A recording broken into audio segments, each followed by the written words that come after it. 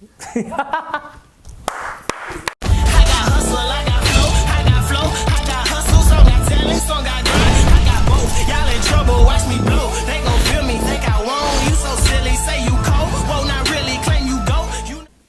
भाई लोग, 20 days pledge चालू हो चुका है और मुझे पूरी उम्मीद है कि जिस तरह से हम दिन ब दिन चैप्टर करते जा रहे हैं, टॉपिक करते जा रहे हैं, आप लोग मेरा साथ दे रहे होंगे।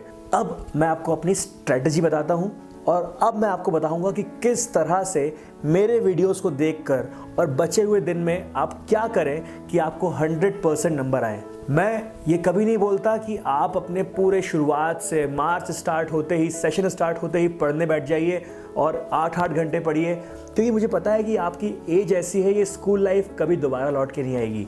इसको एंजॉय करना भी ज़रूरी है और बहुत सारी चीज़ें सीखना बहुत ज़रूरी है, क्योंकि यही एक ऐसा पार्ट है लाइफ का दोस्तों जो ज़िंदगी भर याद रहता है। आज जब मैं भी पीछे मुड़ के देखता हूँ तो मुझे ये स्कूल लाइफ है जो कि सबसे ज़्यादा याद आती है।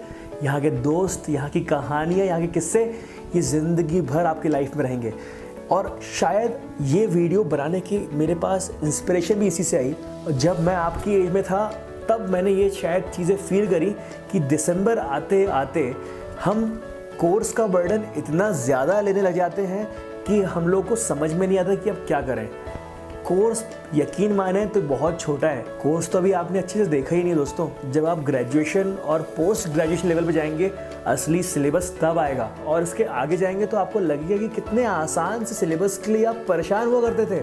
जी हाँ, बिल्कुल सही बोल रहा हूँ, ये कोई सिलेबस बड़ा नहीं है। बड़ा क्यों लगता है आपको परेशानी क्यों होती है? क्योंकि आपके पास प्लानिंग नहीं है। प्रॉपर प्लानिंग के साथ आपके लिए चीज़ें आसान मैं करवाऊँगा।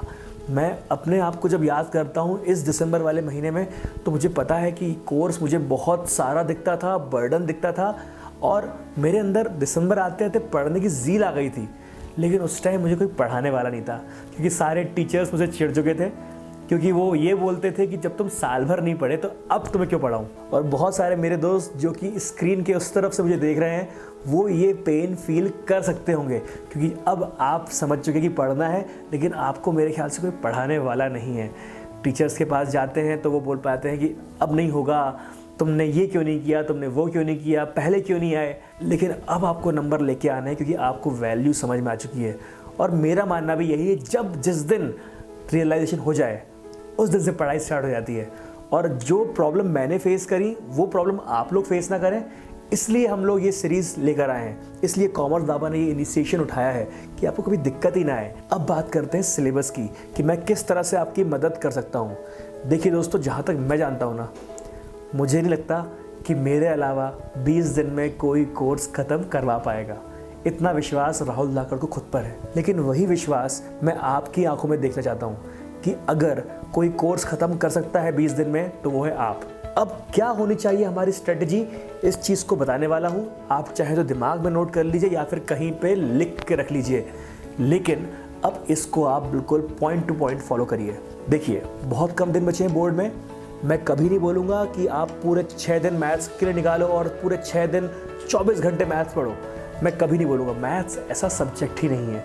मैथ्स कुछ चीज़ ऐसी है कि जब तक आपको लगाव नहीं होगा, अंदर से मज़ा नहीं आएगा, तब तक आप उससे जुड़ नहीं पाएंगे। और मेरी इन वीडियोस की कोशिश भी यही रही है कि किसी तरह से आपको एक ऐसे कहानी से मैं मैथ्स से जोड़ूं कि आपको लगाव हो जाए, आपको समझ में आए। जब आप बात करेंगे मैथ्स पढ़ने की, तो मैं ये चाहूँगा आपसे कि अब आप अपने दिन को मैथ्स के लिए सिर्फ और सिर्फ 4 घंटे निकालिए, क्योंकि बाकी टाइम अगर आप मैथ्स करते रहेंगे तो मैथ्स से ऊब जाएंगे। तो फिलहाल कुछ दिनों की स्ट्रेटजी, कुछ दिनों की मतलब आज से 10 या 12 दिन की स्ट्रेटजी डिफरेंट रहेगी और उसके बाद की स्ट्रेटजी डिफरेंट रहेगी। जब तक मेरा प्लेज चल रहा है, आपको सिर्फ इतना करना है कि 4 घंटे से 4.5 घंटे आप मैथ्स को दीजिए। अभी आपके पास स्कूल से कोई बर्डन नहीं होगा, प्री बोर्ड मेरे ख्याल से ख़त्म हो चुके होंगे। ये टाइम आपका है और यकीन मानिए, प्री बोर्ड में क्या रिजल्ट रहा, सेकेंड टर्म में क्या रिजल्ट रहा, फर्स्ट टर्म में क्या रिजल्ट रहा, ये मैटर नहीं करता। अब मैटर करता है कि अब आपके 12th के मेन एग्ज़ाम में नंबर कितने आने वाले हैं, और इसके लिए आपका प्रीवियस रिकॉर्ड कोई रुकावट पैदा नहीं करेगा। अब सिर्फ आप हैं और मैं हूँ, हम दोनों अगर मिल गए तो 100 में से 100 लाने पक्के। अब देखिए, आपने अपना पूरा दिन डिवाइड कर लिया, अब बाकी 24 घंटे में से जिस तरह से अपने डे को डिवाइड करें मुझे कोई दिक्कत नहीं है, पर मैथ्स को रेगुलरली 4.5 घंटे 4 घंटे देना बहुत ज़रूरी है।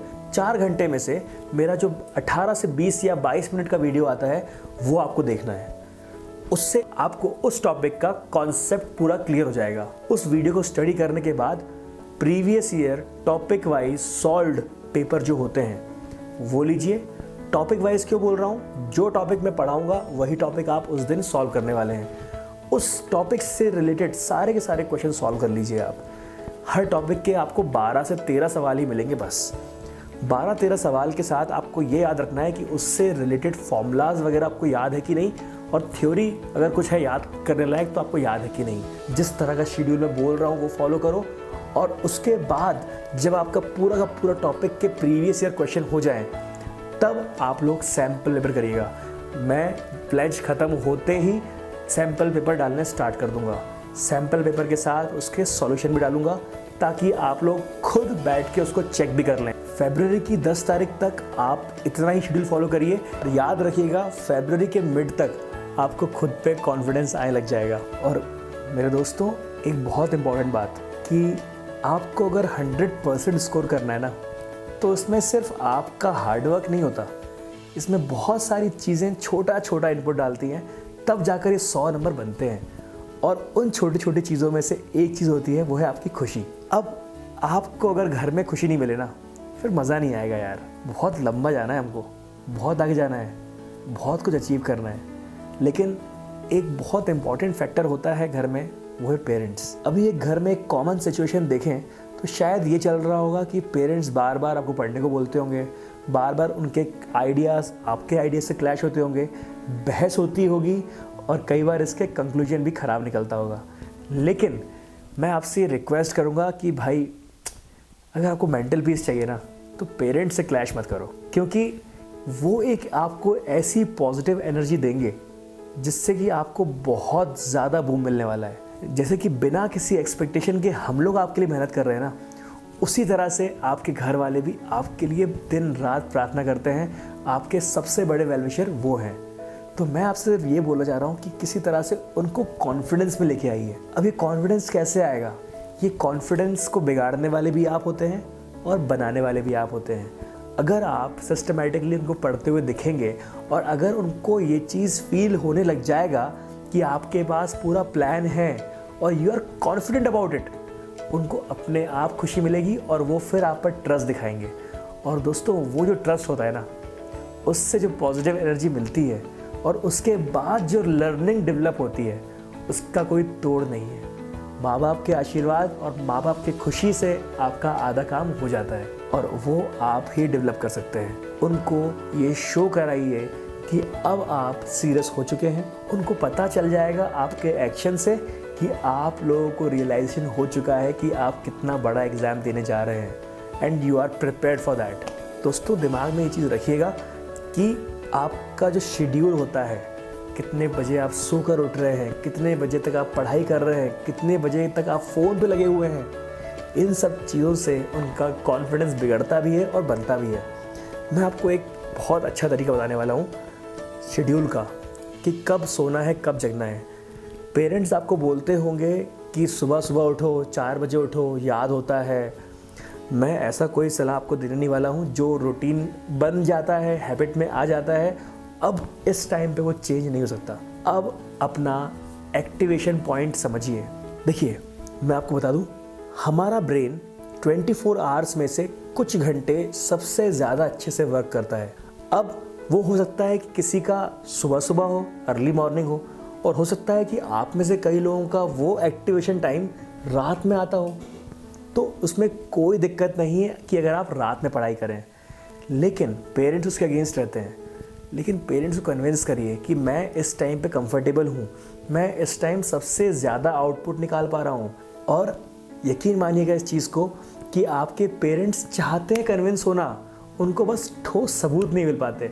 लेकिन अगर आप बिल्कुल सीरियस हैं, अपने दिल से सीरियस हैं, तो अपने आप आपकी बॉडी लैंग्वेज से समझ में आने लग जाएगा पेरेंट्स को कि हाँ, ये इस टाइम पढ़ रहा है, हाँ इतने बजे तक ये पढ़ा होगा।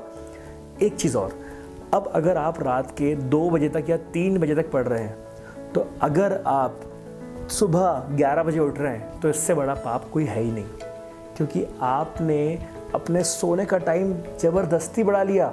और बॉडी को समझ में इसलिए नहीं आ रहा क्योंकि आपके दिमाग में ये चीज़ बैठ गई है कि आप रात के 3 बजे तक जग रहे थे, तो आपको रियलाइज़ ही नहीं होता कि आप अपने बहुत लंबा टाइम वेस्ट कर रहे हैं। एक इसका बहुत अच्छा रूटीन है, मैं आपको बता दूं। अब इस टाइम आपको अपनी नींद पर कंट्रोल करना पड़ेगा। एक यंग बॉडी, जो आपकी बॉडी है बहुत यंग है, अभी कोई दिक्कत नहीं है। जो 8 घंटे 9 घंटे सोने वाली बात करते हैं वो आपकी बॉडी पे बिल्कुल अप्लाई नहीं होता। इस टाइम आप चाहें तो अपनी नींद पे कट डाउन कर लीजिए। एक एग्जांपल लेते हैं, अगर कोई बच्चा रात के 3 बजे तक पढ़ाई कर रहा है तो आप पढ़िए 3 बजे तक, बहुत अच्छी बात है, ईमानदारी से पढ़िए, घर वालों को कॉन्फिडेंस दिलाइए। वो घर वाले तो बैठे ही हुए हैं आपकी बात मानने के लिए, वो आपकी बात मानेंगे। आप कॉन्फिडेंस के साथ बात करिए अपनी, उनको 3-4 दिन के अंदर आपकी बॉडी लैंग्वेज में दिख जाएगा।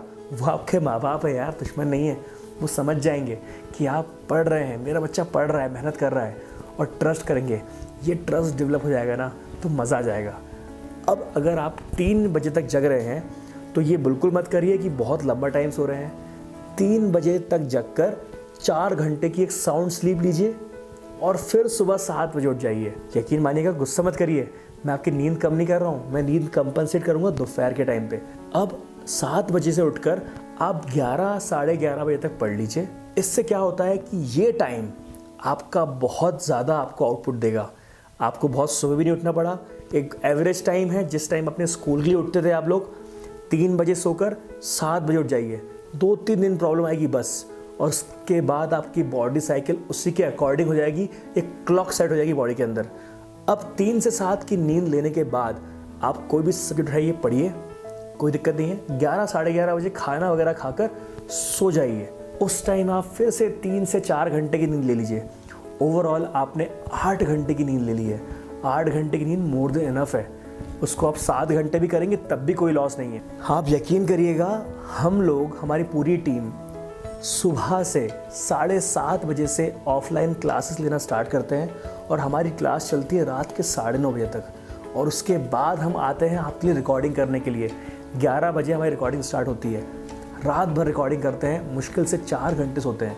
और ये शेड्यूल अभी का नहीं है, ये शेड्यूल हमारा सालों से है। कुछ नहीं बिगड़ा हमारा, अभी भी दिमाग काम करता है, अभी भी उतने एक्टिव है जितना हमें होना चाहिए। तो आपको भी मैं बोलूँगा, बिल्कुल इस मिथ में मत जाइएगा कि 9 घंटे सोना है या 8 घंटे सोना है। आपकी एज इतनी स्ट्रॉन्ग एज है, जिस क्लॉक में बॉडी को सेट कर लेंगे उसी क्लॉक में काम करने लग जाएगी। 7 घंटे लाइए, फिर 6.5 घंटे लेके आइए। हर 15-15 दिन में अपना क्लॉक सेट करिए, उसको श्रिंक करिए, नींद को श्रिंक करिए, और जैसे ही उठें खुशी से पढ़िए। दोस्तों, ये बहुत प्यारे सब्जेक्ट हैं और किस्मत है, आपको बहुत अच्छे माँ बाप मिले हैं और ऊपर वाला साथ देगा आपके, क्योंकि हम लोग हिम्मत नहीं हारेंगे। कॉमर्स दाबा की टीम आपको पूरे एग्ज़ाम तक साथ देने वाली है। हर छोटी छोटी चीज़ गाइड करेंगे हम आप लोग को, सैम्पल पेपर देंगे, हर चीज़, जिस भी चीज़ की ज़रूरत है आप कमेंट करिए, कमेंट में बोलिए कि हमें इस चीज़ की रिक्वायरमेंट है। हम पूरी कोशिश करेंगे आपकी हर रिक्वायरमेंट पूरी करने की। लेकिन दोस्तों प्लीज़, जिस तरह का शेड्यूल मैंने बोला है फॉलो करने के लिए, do follow it. All the best, love you.